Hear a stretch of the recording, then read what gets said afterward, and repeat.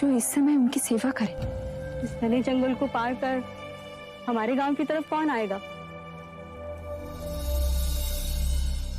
हे भगवान, तुझे पाने के लिए जो इतना कठोर तप कर रहे हैं, उनकी देख रेख का भार भी तेरे ऊपर है। कोई तो हो जो उनको संभाले।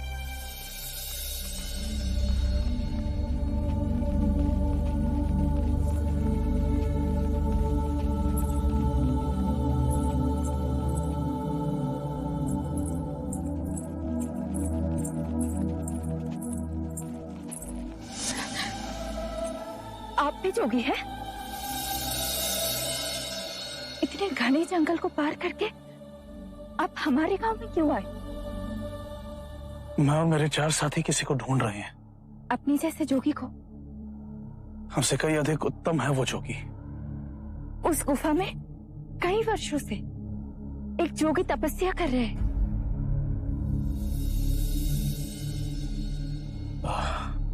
उस जोगी की आयु लगभग 30 बरस है।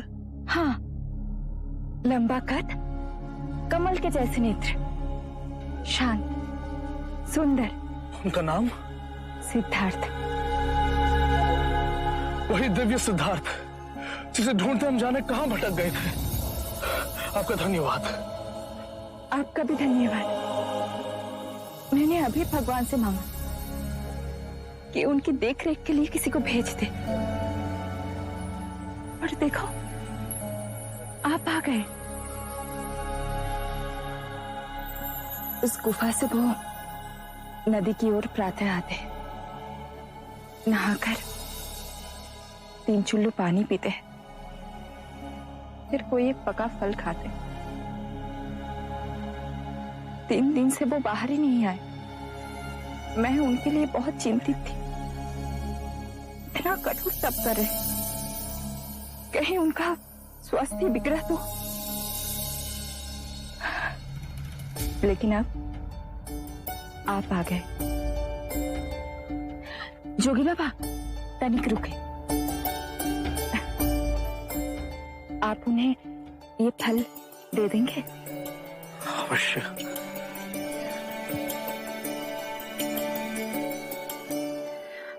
आप उनका ध्यान रखेंगे ना? हम उनके शिष्य बनने आए हैं, उन पर कोई विपत्ति नहीं आने देंगे।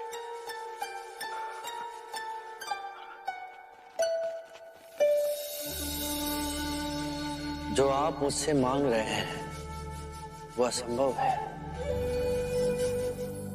क्यों सिद्धार्थ? मेरा गुरु कह रहा है कि मैं उसे अपने शिष्य के रूप में स्वीकार करूं। ये हमारी यात्रा का 3रा चरण है सिद्धार्थ। गुरु शिष्य से गुरु भाई, और अब तुम्हारा शिष्य। वप्पा, असाजी, महानाम और बद्रिका भी इसी आशा में तुम्हारे पास आए हैं। तुम्हारे जाने के 1 माह पश्चात मुझे भी समाधि मार्ग के 8वें चरण की उपलब्धि हुई। मन में पिपासा जागी कि इसके आगे क्या, और तुम्हारी ओर मन खिंचा चला गया। जब तुम्हारा शिष्य बनने की बात गुरुदेव उद्रक रामपुत्र से कही तो वो बहुत प्रसन्न हुआ। तुम्हारी इस तप की यात्रा में तुम्हारे सहायक नहीं तो तुम्हारे सेवक तो बन ही सकते हैं। अवश्य, पर सेवक नहीं, सहयोगी, सहयात्री। जीवन के इस खेल के पीछे जो अविनाशनीय सत्य है उसे देखने, उससे एक होने की यात्रा में मैं निकला,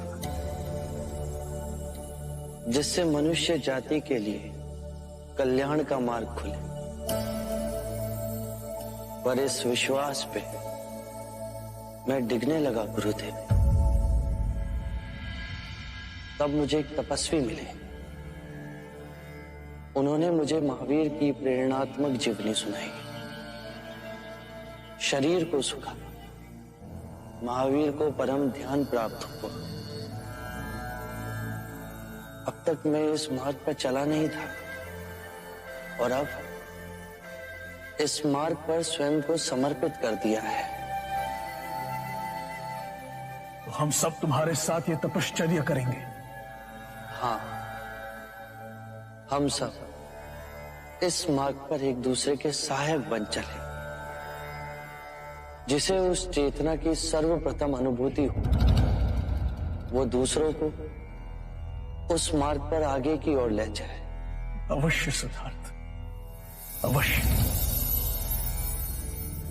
याद आया, एक लड़की मिली थी, वो तुम्हारे लिए बहुत चिंतित थी। उसने तुम्हारे लिए ये फल भेजे। सुजाता ने। इस निर्जने में उसने मेरी बहुत सेवा की। परेशान थी कि तुम्हारा स्वास्थ्य न गिर जाए। बहुत करुणा है उसके हृदय में। ये फल आप ही ग्रहण करें। मैंने फलाहार भी त्याग दिया है।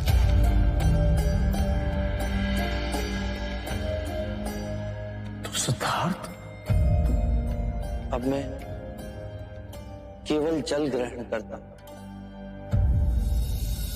सत्य कथा,